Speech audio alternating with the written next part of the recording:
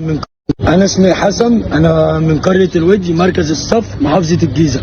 كنت موجود في القهوة على الطريق، قهوة يونس.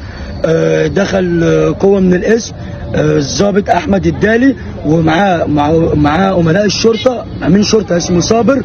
وانا واقف مجهز بطاقتي ومجهز كل حاجه، وما اتكلمتش مع حد وما حدش اتكلم معايا. صابر ده فضل يزعق لي قدام كل الناس وغلط فيا ويقول لي اتقي شري.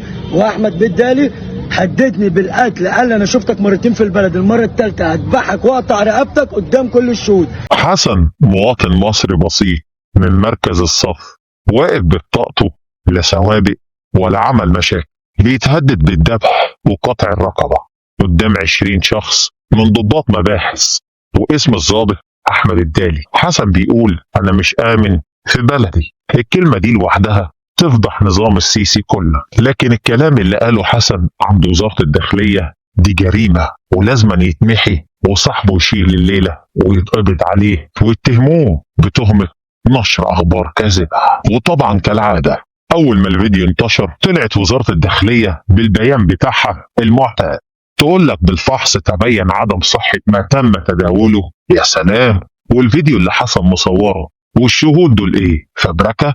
الداخلية صدقت الضابط والباشا امين الشرطة صابر وكذبت المواطن الغلبان. ومش بس كده، دول قبضوا على حسن وواقفين يدهوا بيه في الصورة الكدابة اللي قدامكم. يعني بدل ما يجيبوا حقه لبسوه التهمة وقال لك ده نشر الفيديو علشان نسبة المشاهدة. دي هي العدالة في عصر السيسي، وده مصير كل واحد مصري بيطالب بحقه. عايزين تعرفوا ليه حسن خايف؟ علشان شاف فرج محمد عبد الله مواطن مصر رفض لجوءه في ألمانيا وتم ترحيله لمصر في 11 فبراير اللي فات. أسرته كانت في استقباله في مطار القاهرة، لكن فجأة فرج اختفى والداخلية قبضت عليه ونفت كمان وجوده عندهم.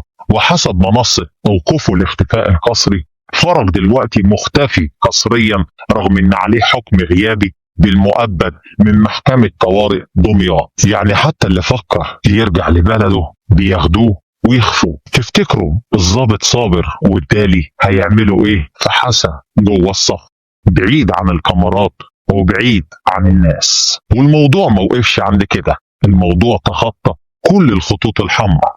الزيارات بقت فخ لاختطاف زوجات المعتقلين، انتفاضة وغليان في سجن وادي النطرون بعد احتجاز زوجة المعتقل عبد الله عباس لما راحت تزوره. تخيلوا الخسة، ست رايحة تشوف جوزها يتم خطفها واحتجازها داخل مقر أمن الدولة في المنوفية.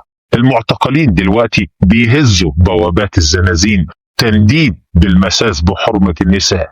هي دي مصر اللي بيقول عليها أمن وأمان. يا وزارة الداخلية، حسن حط أسامي 20 شاهد في المحضر وصور فيديو للعالم كله. لو حصل لحسن أي حاجة جوه السجن أو اتلفق ليه سلاح أو مخدرات، الكل هيبقى عارف مين الخصم ومين الحكم.